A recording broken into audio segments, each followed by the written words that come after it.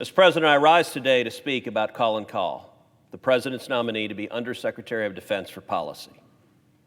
The most basic responsibility of our government and our military is to protect the national security of the American people, which requires helping our allies and constraining our enemies. The Pentagon's policy chief is responsible for those evaluations.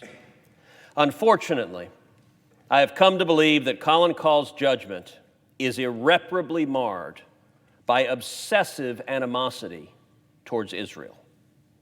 I can think of no other way to explain his years of consistently wrong views regarding the Middle East. And not just wrong, but impulsive and reckless.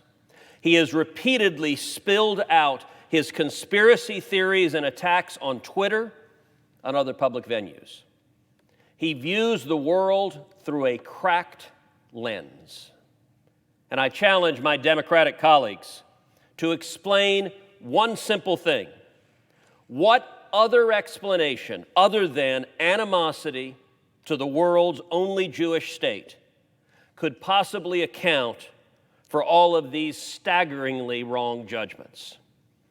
I'd like to begin with a topic the Senate has been united on: our opposition to anti-Semitism and to anti-Semitic conspiracy theories.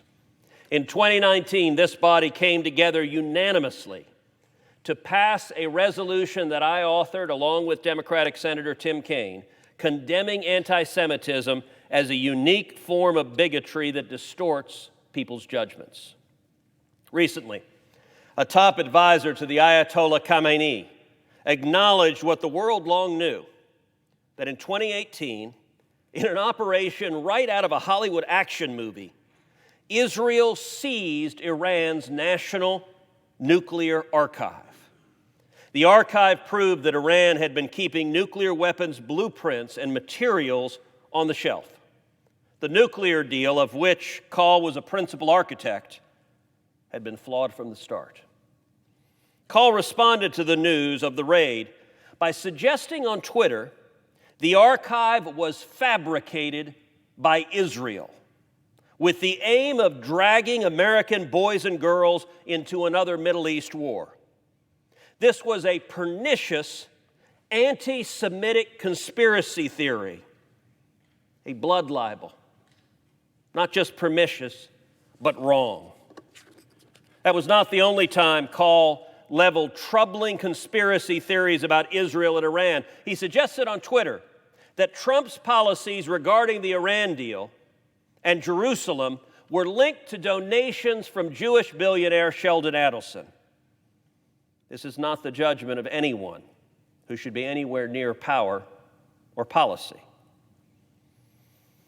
Another decision the Trump administration made was to move our embassy in Israel to Jerusalem. There was an active debate within the Trump administration. I leaned in vigorously with the president, and the president agreed with the view I articulated, that we should say to our friends and our enemies that we stand unshakably with the nation of Israel. Kahl spent years fighting against that move, fighting against moving our embassy. According to reports from 2012, Kahl was personally responsible for trying to remove language from the Democratic Party platform embracing Jerusalem as the capital of Israel. This is a long-abiding passion of his. And when President Trump recognized Jerusalem, Kahl predicted it would isolate the United States and Israel and even potentially trigger a third intifada. He was wrong. Just like he was wrong about supporting Israel, he was wrong about opposing Iran. In 2017, Congress passed legislation mandating that the president declare Iran's IRGC a terrorist organization. Kahl said we were playing politics so that we could show we were tough on Iran. And again, he predicted disaster. Again, he was wrong. Kahl has even attacked Democrats on this issue. For instance, he has repeatedly attacked Chairman Menendez for trying to, quote, kill and use poison pills to block appeasement of the Iranian regime. Turning to current topics, The Obama-Biden team shamefully, repeatedly, recklessly used leaks to leak secrets about Israeli operations against Iranian terrorists and forces. Now, there are new reports on a taped phone call that then Secretary of State Kerry may have leaked Israeli attacks to Iranian Foreign Minister Zarif, with whom he is personally close. If verified, these reports would mean he maliciously endangered not just Israeli national security, but American lives. If these reports are true, John Kerry should resign, and if he doesn't resign, President Biden should fire him. Colin Kahl was prominent in shaping Obama-Biden policies on Israel and Iran, and he has been credibly accused of weaponizing and leaking classified information. I recently joined 17 other senators in a letter to FBI Director Wray, requesting that the FBI immediately investigate whether he did so. But we're not going to have the answer before we vote today, and I don't see how he can be principally advanced without it. Mr. President, on issues of foreign policy, this body is often united when standing up against our enemies and standing for our friends.